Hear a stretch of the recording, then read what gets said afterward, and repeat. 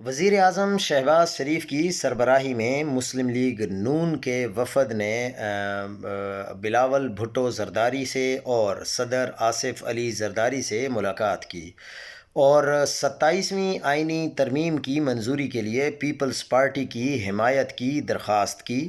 یہ کہنا ہے بلاول بھٹو زرداری کا۔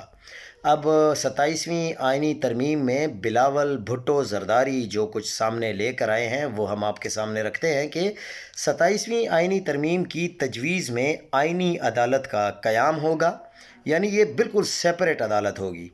ایگزیکٹو میجسٹریٹس کی بحالی ہوگی، ججوں کے تبادلے 27ویں آئینی ترمیم میں شامل ہوں گے، این ایف سی میں صوبائی حصے کے تحفظ کا خاتمہ ہوگا، اور وہ خاتمہ کس لیے کیا جا رہا ہے یہ پورے پاکستانی قوم جانتی ہے، اسپیشلی کے پی کے لیے۔